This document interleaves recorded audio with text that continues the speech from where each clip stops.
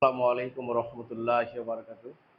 প্রিয় শিক্ষার্থী, আজকে আমরা পদার্থবিজ্ঞান এসএসসি পদার্থবিজ্ঞান দ্বিতীয় অধ্যায়ের এমসিকিউ সমাধান করব।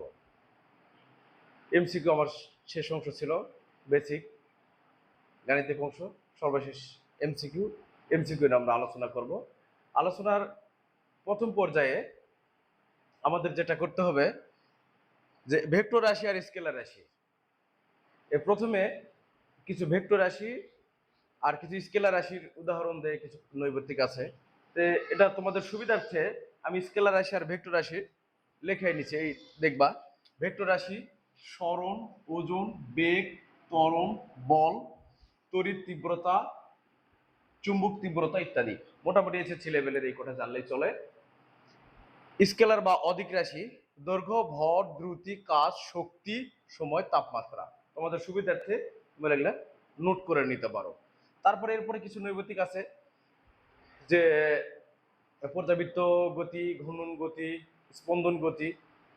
তো এটা একটু যদি তোমরা দেখো বই যে উদাহরণ কটা দেওয়া আছে মোটামুটি ওখান থেকে পরে ওটা একটু দেখে নিবে। বেসিকে আমি এটা আলোচনা করছি, সংজ্ঞা থেকে এটা আলোচনা করছি, ওখান থেকে তোমরা দেখে নিতে পারবে। তো মোটামুটি এখন আসি আমি গাণিতিক অংশে। যে নৈর্ব্যক্তিকের যে গাণিতিক অংশ আছে যেগুলো আমাদের সমস্যা হতে পারে সেগুলা না। এবং আমি যে কটা নৈর্ব্যক্তিক আলোচনা করব মোটামুটি 14টা নৈর্ব্যক্তিক, 15টা আছে আর লেখচিত্র সম্পর্কিত। এ কটা করলে মোটামুটি দ্বিতীয় অধ্যায়ের এ টু জেড নৈর্ব্যক্তিক শেষ হবে। যদি ভেক্টর রাশি, স্কেলার রাশি, তোমার স্পন্দন গতি, পর্যাবৃত্ত, ঘূর্ণন গতি উদাহরণ করা জানো, তার সঙ্গে প্লাস এই 15টা নৈর্ব্যক্তিক করলে তোমাদের দ্বিতীয় অধ্যায় পুরোটাই শেষ হবে। এখন আমি ক্লাসে আসি।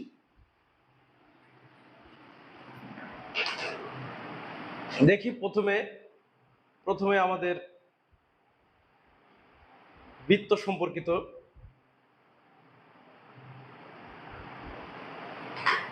এক ব্যক্তি 100 মিটার ব্যাসার্ধের একটি বৃত্তাকার মাঠ 2.5 পাক ঘুরিলে তার সরণ কত হবে? আমরা বেসিক থেকে জানি সরণ আর দূরত্ব।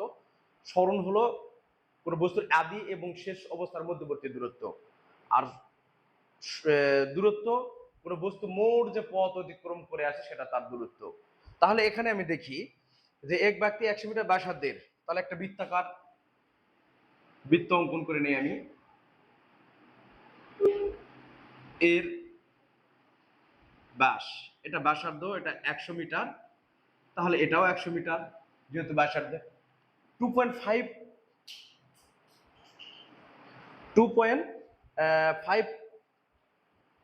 পাক ঘুরলে, তার মানে কিভাবে ঘুরবে দেখি আমি।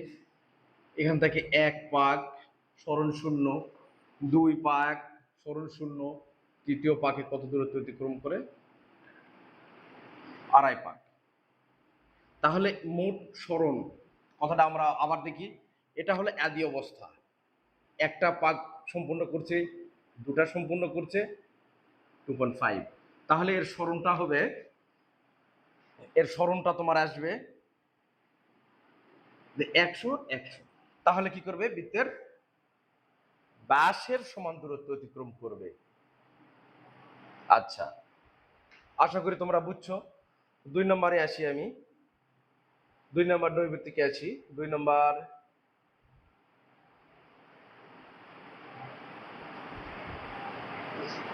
একটি বস্তু একটি স্থান থেকে 4 মিটার সোজা পূর্বের দিকে গিয়ে,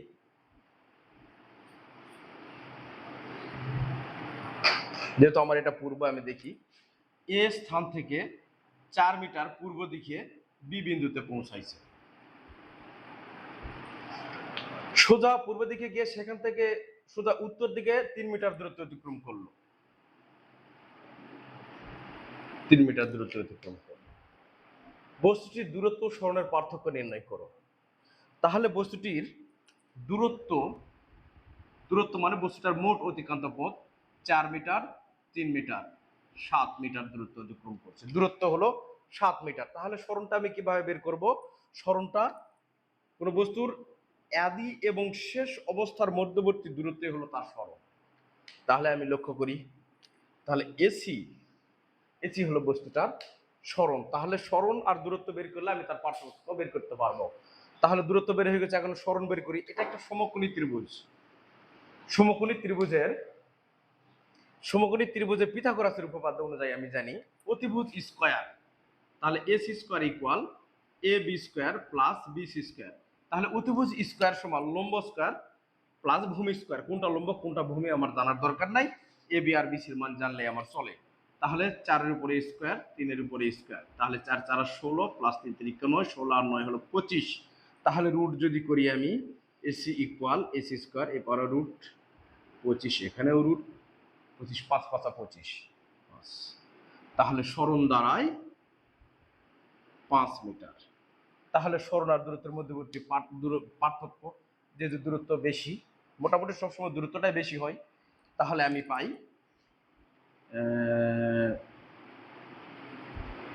7 - 5, তাহলে 2 মিটার। অ্যান্সার গ নাম্বার, 2 মিটার। পরবর্তীটাতে আসি। পরবর্তী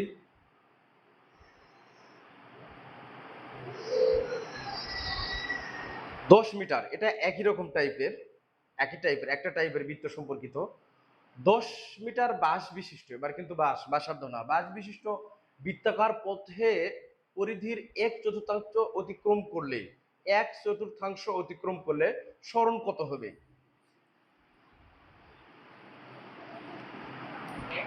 একটা বৃত্ত অঙ্কন করে নিই আমি।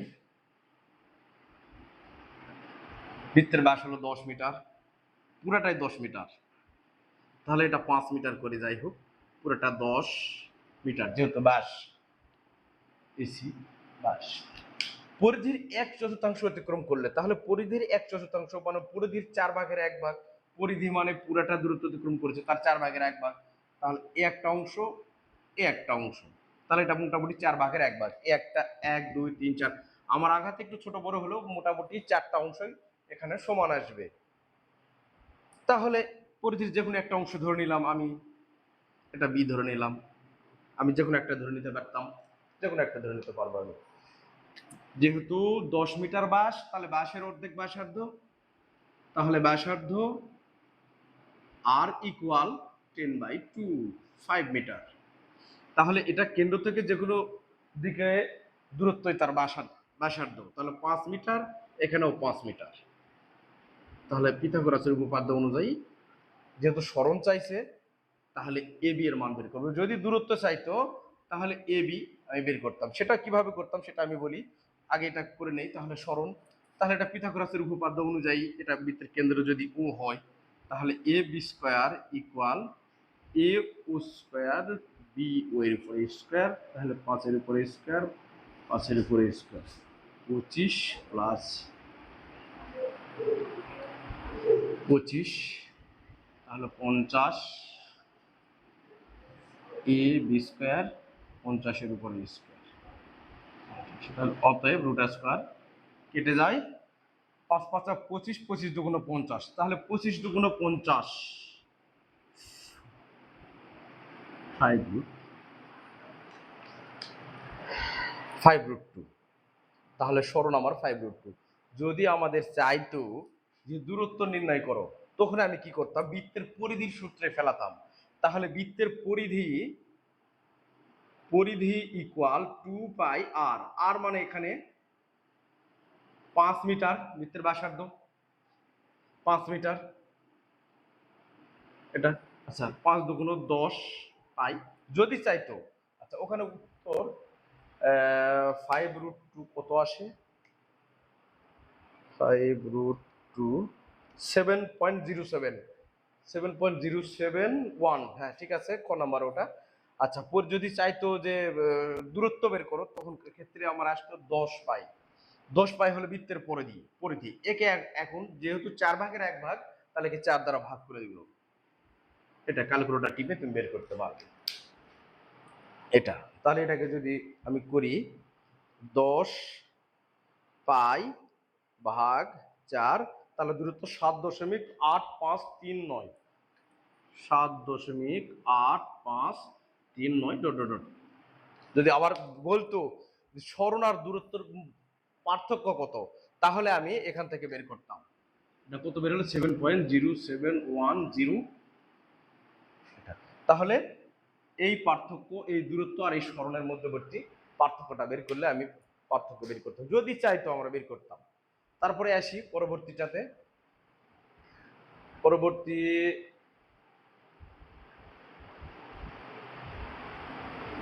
জি, এটা একটা কমন একটা প্রশ্ন, এটা গাণিতিক অংশে আমাদের আসে, কখনো কখনো নৈবেদ্য থেকে আসে। ঢাকা 2017 সালে রাজ্য Uttara model school and college এখানে পড়ছে। এটা আমাদের বেসিক বিষয়, এটা জানতে হয় অঙ্কের জন্য। এখন বলছে যে 54 কিলোমিটার পার আওয়ার সমান কত মিটার পার সেকেন্ড। তাহলে আমি জানি 1 কিলোমিটার, বা আমরা জানি 1 কিলোমিটার সমান 1000 মিটার, 1 ঘন্টা সমান 60 মিনিট, 60 গুণন 60 সেকেন্ড। যেহেতু 1 মিনিট সমান 60 সেকেন্ড, তাহলে এটা আসবে 3600 সেকেন্ড। এটাকে আমি তাহলে কিলোমিটারকে যদি মিটার করি, আমি 54 গুণন 1000, যেহেতু পার আওয়ার 3600 ভাগ 3600। দেখি, তা আমি ছোট করে নিতে পারি, দুটো শূন্য কাটায় 10, 540, 36 কত আসে আমাদের? 540 ভাগ 36, 15। খ নাম্বার উত্তর আমাদের 15 মিটার পার সেকেন্ড। খ নাম্বার উত্তর আমাদের।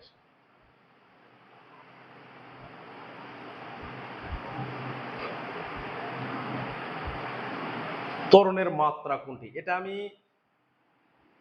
বেসিকে আলোচনা করছি যে ত্বরণের মাত্রা, মাত্রা একক 3টা: দৈর্ঘ্য, সরণ, দূরত্ব, এর মাত্রা এল। বড় অক্ষরের সংখ্যা সবসময় লিখতে হয়। সময়ের মাত্রা টি, ভর এল। আচ্ছা, ত্বরণ। ত্বরণ মানে কি? ত্বরণ ইকুয়াল বেগ ডিভাইডেড সময়, অর্থাৎ বেগের, সময়ের সাপেক্ষে বেগের পরিবর্তনের হারকে ত্বরণ বলে। বেগ ডিভাইডেড সময়। বেগ মানে কি? সরণ ডিভাইডেড সময়। সময় আছে নিচে আমাদের, তাহলে সরণ ডিভাইডেড সময়, সময়ের উপরে স্কয়ার। সেটা কেমনে আসে? সরণ ডিভাইডেড সময় গুণন, যেহেতু নিচে সংখ্যা 1 ডিভাইডেড সময়, নিচে কিছু নেই মানে হর 1 আছে, 1 বাই সময়, তাহলে সময়ের উপরে স্কয়ার।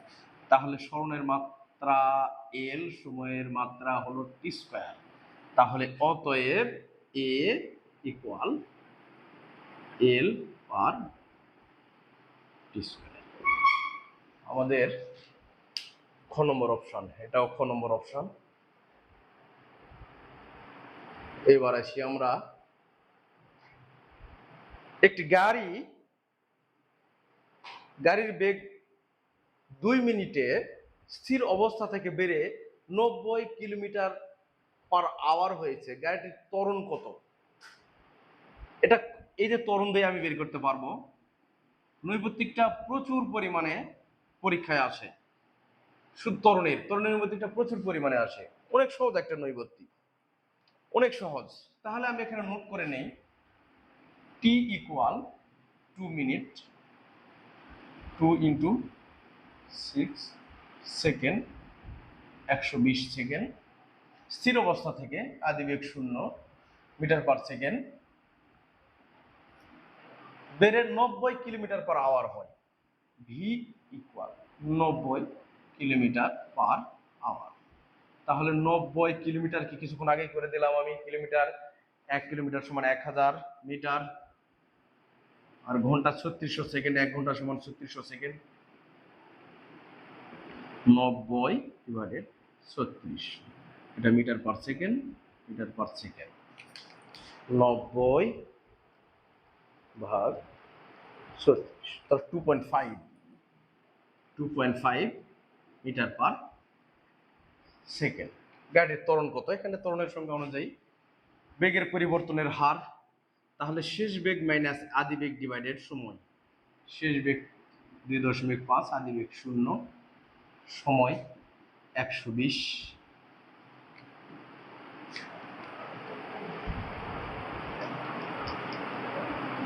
0.0208,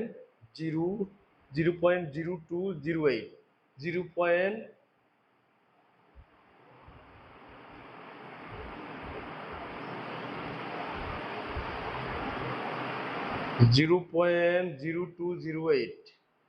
এখানে অপশনের সম্ভবত এটাও বহুল আছে, গ নম্বর অপশনের সঙ্গে মিলে যাচ্ছে। 0.0208 মিটার পার সেকেন্ড স্কোয়ার, কিন্তু ওখানে গ নম্বর অপশনের সাথে মিলতেছে, কিন্তু আসতেছে না যে 90 36 2.5 মাইনাস ভাগ 120। ঠিক আছে, অপশন গ নম্বর অপশনটাই আসবে, কিন্তু 2 এর পর একটা 0 আসবে। এটা সম্ভবত মিস্টেক হয়েছে। এবার আমরা আসি তরুণের আর কি ক্যাটাগরির অঙ্ক আছে। এটাও তরুণ সম্পর্কিত, একই টাইপের কয়েকটা অঙ্ক আমি দিয়েছি, যে একটা অঙ্ক একই অঙ্ক কিভাবে চাইতে পারে, এই জন্য কয়েকটা অঙ্কই আমি উঠাই ধরছি। একটি গাড়ির বেগ 12 মিটার পার সেকেন্ড, গাড়িতে 2.5 মিটার পার সেকেন্ড মন্দন সৃষ্টি করা হলে 4 সেকেন্ড পর গাড়ির বেগ কত? সেই তরুণের অঙ্কই।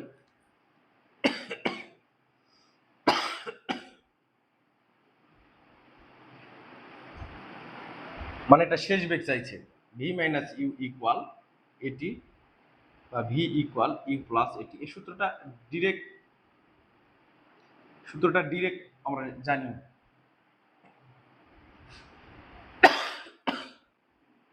বারো 2.5 ত্বরণ, সময় 4 সেকেন্ড, 12, তাহলে এটা 10, 4 5 20, 4 8 2 10, তাহলে 22 মিটার পার সেকেন্ড।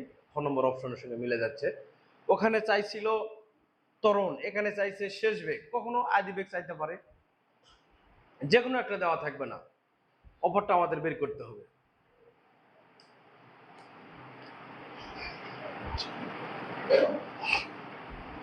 এবার খাড়া বেগে বস্তু পরন্ত এবং নিক্ষিপ্ত বস্তুর ক্ষেত্রে,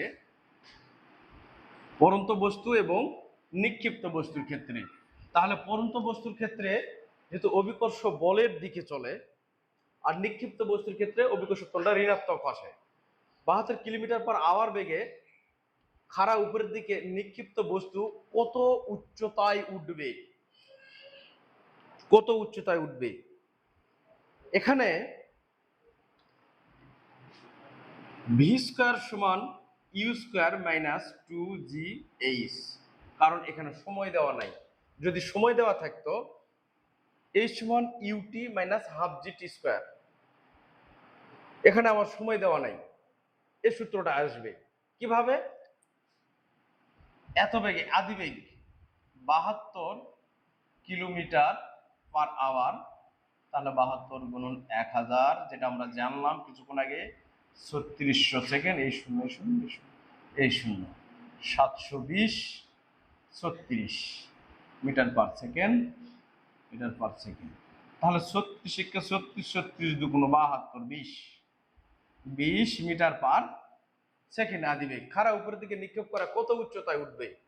তাহলে বস্তুটাকে আমি যদি নিক্ষিপ্ত করি, এই বস্তুটাকে, কলমটাকে আমি নিক্ষিপ্ত করি, বস্তুটাকে অভিকর্ষ বলের বিরুদ্ধে নিক্ষেপ করলাম, তাহলে বস্তুটা কি করবে? এইভাবে উপরে উঠবে, তাহলে সর্বাধিক উচ্চতায় বস্তুটার শেষ বেগ 0, বস্তুটা আবার নিচে নামবে। এজন্য আমি শেষ বেগকে 0 ধরে নিলাম মিটার পার সেকেন্ড। অভিকর্ষ ত্বরণ 9.8 মিটার পার সেকেন্ড স্কয়ার। এখানে মান বসায় দিলাম, 0 আদিবেগ 20 উপর স্কয়ার 2 গুণ 9.8 গুণ 20। এখান থেকে আমি সমাধান করে যে উত্তর বের করতে পারবো, এটাকে আরেকটা ভাবে করা যায়। এই সূত্র থেকে কোন বস্তুকে সর্বাধিক উচ্চতা নিক্ষেপ করলে সর্বদা শেষ বেগ 0 হবে। এই সূত্রটাকে শর্টকাটে আমি কিভাবে নিয়ে আসি, h equal u square divided 2g, এখান থেকেই আসবে। এখান থেকেই কিভাবে, you square minus 2gh equal 0 বা 2gh minus 2gh equal minus u square বা h ইকুয়াল মাইনাস মাইনাস বাদ দিয়ে দিলাম ইউ স্কোয়ার ডিভাইডেড 2g। দেখো সূত্রটা এইভাবে চলে আসছে। যদি কোনো বস্তুর সর্বাধিক উচ্চতা চাই সবসময়, তখন আমরা সূত্রটাকে শর্টকাট করবো। যেহেতু আমরা এমসিকিউ সমাধান করতেছি, এটাকে শর্টকাট করার চেষ্টা করব। আর তুমি যদি না পারো এভাবে করে দেখাবে, তাও হবে।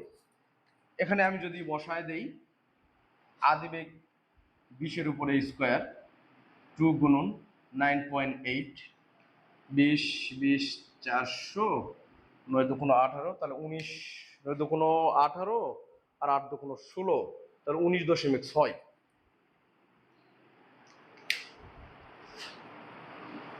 হুম 16, হ্যাঁ 2 গুণন 19.6 400 ভাগ, তাহলে 20.408, তাহলে 20.408, তার মানে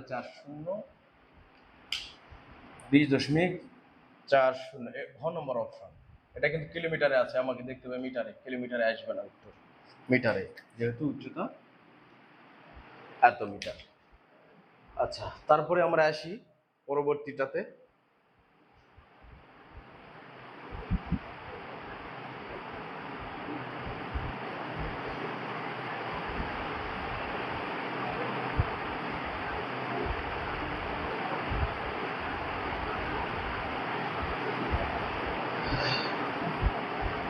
এবার অভিকর্ষ বলের দিকে কাজ করা হচ্ছে। 50 মিটার উচ্চতা থেকে বস্তুকে নিচে ফেলে দেওয়া হলে কত মিটার পার সেকেন্ড বেগে ভূমিকে আঘাত করবে। আচ্ছা, বস্তুটাকে উপর থেকে ছেড়ে দিলাম, এখান থেকে ছেড়ে দিলাম, তার মানে এই বস্তুটার আদিবেগ 0। যখন আমি ছেড়ে দিব, সর্বশেষ বেগে ভূমিকে আঘাত করবে, মানে শেষ বেগে আঘাত করবে। ইউ এবং ভি সম্পর্কিত রাশি এবং দেওয়া আছে এইচ এর মান। এখানে সময় দেওয়া নাই, তাহলে সময় দেওয়া নাই মানে ভি ইকুয়াল ইউ প্লাস এটিকে অভিকর্ষ বলের সমীকরণে যদি নিয়ে আসি, v equal u plus GT,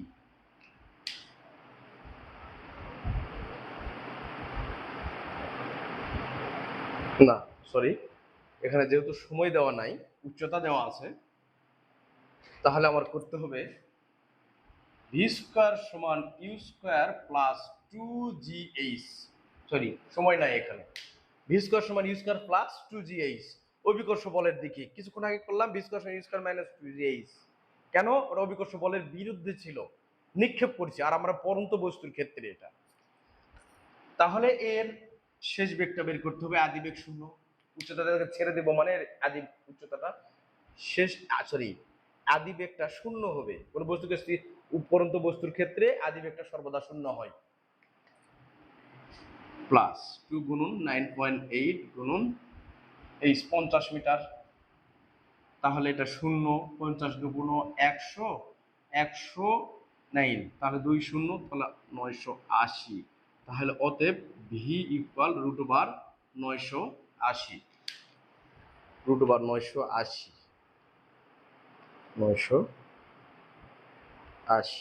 31.3049৫, তার মানে খ নম্বর অপশনের সঙ্গে আমাদের মিলাই যাচ্ছে 31.3 মিটার পার সেকেন্ড, যেহেতু বেগ। আচ্ছা, তারপরে আমি আসি নিক্ষিপ্ত এবং পরন্ত বস্তুর ক্ষেত্রে। আমাদের এই সূত্র ভি স্কয়ার সমান স্কয়ার প্লাস 2gh পরন্ত বস্তুর, আর নিক্ষিপ্ত বস্তুর ক্ষেত্রে শুধু মাইনাস। পরন্ত বস্তুর ক্ষেত্রে পরন্ত বস্তুর ক্ষেত্রে একটি বস্তু 2 সেকেন্ডে 8 মিটার দূরত্ব অতিক্রম করে এবং ওই বস্তু 5 সেকেন্ডে কত দূরত্ব অতিক্রম করবে। এখানে আমাদের পরন্ত বস্তুর ক্ষেত্রে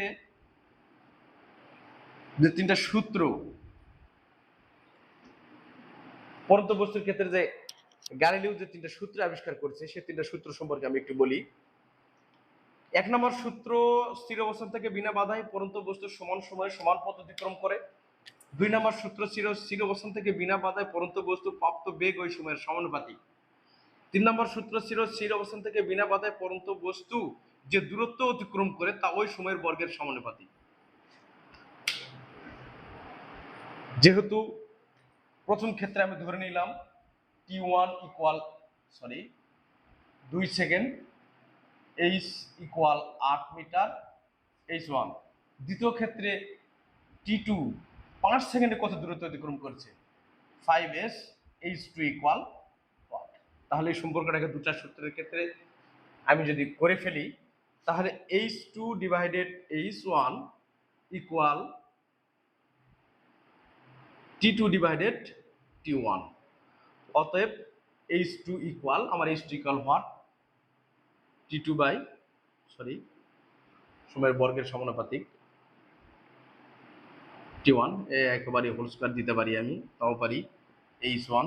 তাহলে T2 আসে কত, 5 second, T1 2 second, whole square, h1 এর মান 8।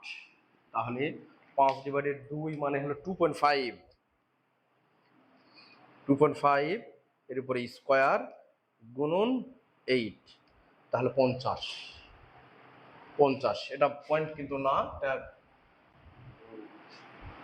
আর কি, এটা পয়েন্ট না, 50 একটু দাগ করছে আমার ইয়েতে, এটা 50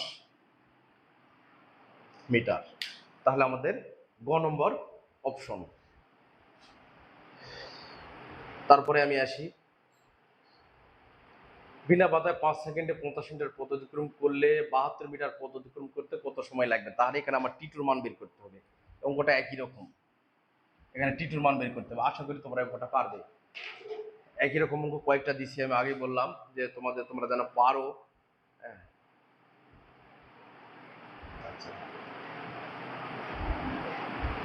144 কিলোমিটার পার আওয়ার বেগে একটি বলকে খাড়ে উপরের দিকে ছোড়া হলে বলটা কত উপরে উঠবে। কিছুক্ষণ আগে পুনরাবৃত্তিটা সমাধান করলাম আমি।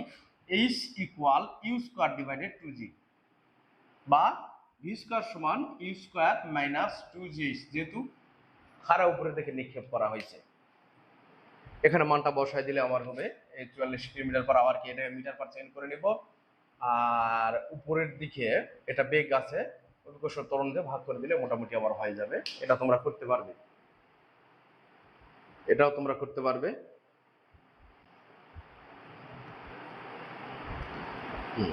একটি বস্তুকে জি বেগে খাড়া উপরের দিকে নিক্ষেপ করা হলে উহা কত উপরে উঠবে, এটাও একই অঙ্ক, জি বেগে। তাহলে এখানে আমি করে দিই অঙ্কটা, জি বেগে, জি এর উপরে স্কয়ার,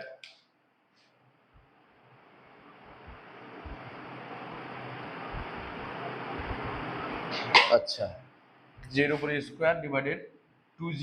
তাহলে জি কাটা যায়, জি ডিভাইডেড 2, 9.8 ভাগ 2, তাহলে এটা হবে 4.5 আর 4, তারপরে 9.8, 9 ভাগ 2 ভাগ 2, সরি 4.9, খ নম্বর অপশন, 2 নম্বর অপশন 4.9, যেহেতু উচ্চতার এক হলো মিটার। আচ্ছা, তারপরে আসি সর্বশেষ এমসিকিউ আমাদের। আচ্ছা, এটা এখানে আমি দেখলেই বুঝতে পারবো।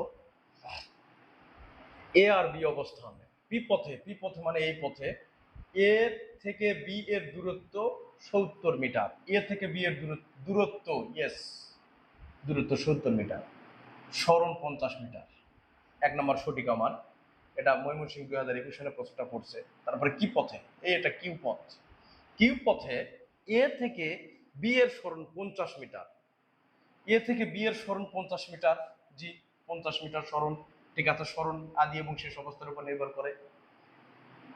উভয় পথে এ থেকে বি এর সরণের পার্থক্য শূন্য। জি, উভয় পথে সরণের পার্থক্য শূন্য।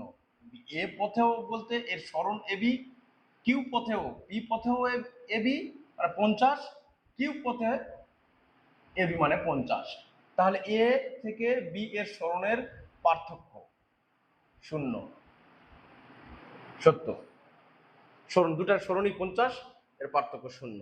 তবে যদি চাইতো একটু ভিন্ন করে চাইতো যে এ পি পথে এ বি এর সরণ এবং দূরত্বের পার্থক্য কত, তাহলে 70 মাইনাস 50, তার মানে 20 মিটার। আবার যদি চাইতো কিউ পথে এ থেকে বি এর সরণ এবং দূরত্বের পার্থক্য কত, 75 থেকে 50 থেকে 75 বাদ দিয়ে দিতাম, তাহলে 75 থেকে 50 বাদ দিলে আমার 25 থাকে 25।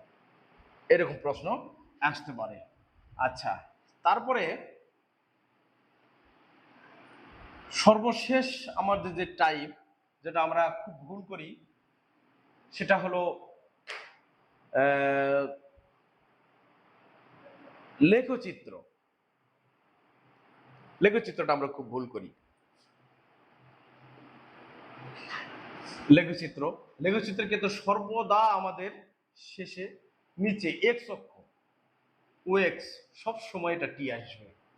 ত্বরণের লেখচিত্র হলে এখানে এ ত্বরণ সময়, বেগের হলে ভি, কিন্তু বাকি সব ক্ষেত্রেই টি কিন্তু নির্দিষ্ট জায়গায় থাকবে।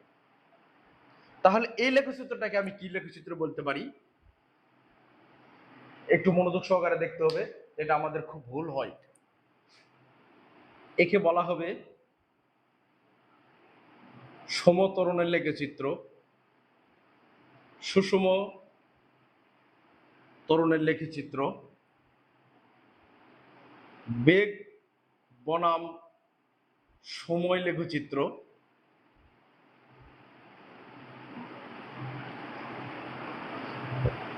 এটাকে সুষম বেগ লেখচিত্র বলা হয়। সুষম বেগের লেখচিত্র এটাও বলা যেতে পারে। আর যে বেগ সময় লেখচিত্র আমি বললাম, এই বেগ সময় লেখচিত্রটা এরকম আসতে পারে, এখান থেকেও হতে পারে, তখন এটা সর্বদা ভি, এখানে সর্বদা টি তবে। আর এখানে যেহেতু সমত্বরণ, বেগের পরিবর্তন থেকে আমি বের করতে পারবো এটা হলো ভি বনাম টি, বেগ সময় লেখচিত্র, এটাও বেগ সময় লেখচিত্র। কিন্তু বাকি এটার ক্ষেত্রে দুই চিত্রে প্রযোজ্য, বেগ সময় লেখের ক্ষেত্রে দুটা চিত্রে প্রযোজ্য। একটা বস্তু, একটা গাড়ি 40 মিটার পার সেকেন্ড বেগে চলছে, কিন্তু আমি কাউন্ট করিনি, ওখান থেকে কাউন্ট করা শুরু করলাম, জিরো থেকে না, তাহলে বস্তুটার বেগ সময় লেখচিত্র এটাও হতে পারে। কিন্তু এই চিত্রটা সমতরণ, সুষম ত্বরণ, সমবেগের ক্ষেত্রে, সুষম বেগের ক্ষেত্রে। আর লেখচিত্রটা যদি এইরকম হয়, এটা সময়, এটা বেগ, এটা হবে অনলি সমবেগ। সমবেগ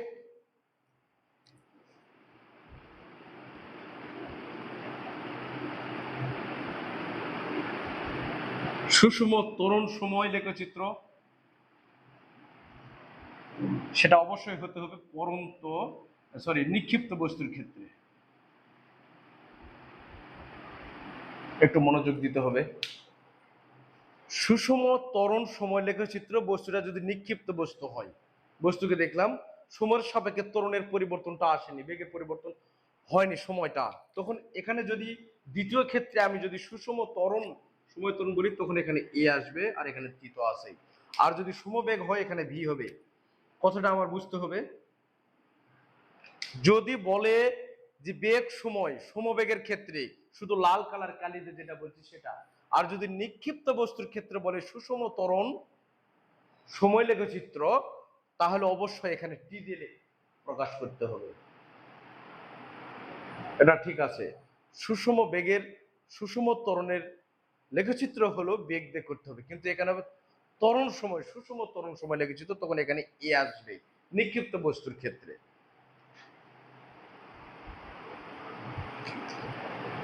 আর লেখচিত্র যদি এইরকম, এটা তো সবসময় টি। আচ্ছা, কিংবা এটা আসে, তাহলে এটা বলতে হবে অসম ত্বরণ, দুটাই অসম ত্বরণ, এটাকে বলা হবে অসম ত্বরণ। কিন্তু আচ্ছা, এটা শুধু বলি অসম ত্বরণ, দুটাই অসম ত্বরণের লেখচিত্র, কিন্তু এটার ক্ষেত্রে আর কয়েকটা নাম আছে। সেটা নাম হলো সরণ সময় লেখচিত্র, এটার ক্ষেত্রে, অনলি এটার ক্ষেত্রে। এটা হলো নিক্ষিপ্ত বস্তুর ক্ষেত্রে, এটা হলো পরন্ত বস্তুর ক্ষেত্রে। সুষম ত্বরণ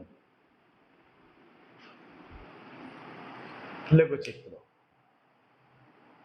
ভালো করে বুঝতে হবে যে এই কটা লেখচিত্র যদি তুমি পড়ো, এর বাইরে আর কখনো সালে আসে নাই, সালের প্রশ্ন এর বাইরে হয় নাই। লেখচিত্র এটা বুঝলেই তুমি বুঝতে পারবে। আর একটা আছে এখানে, এটা সময়, এটা বেগ।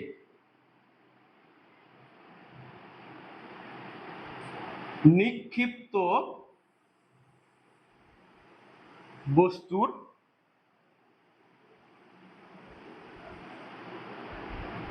সুষম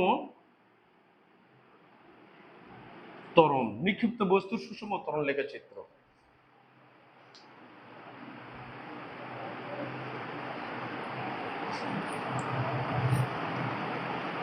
এখানে বেগ বেশি, কারণ কোনো বস্তুকে যদি উপরের দিকে আমি নিক্ষেপ করি, প্রাথমিক অবস্থায় যে বেগ দিয়ে আমি উপরের দিকে পাঠাবো, বস্তুটা উপরের দিকে যত উঠবে অভিকর্ষ বলের বিরুদ্ধে কাজ করবে, বেগের পরিমাণটা তত কমতে থাকবে, বেগের পরিমাণটা তত কমতে থাকবে।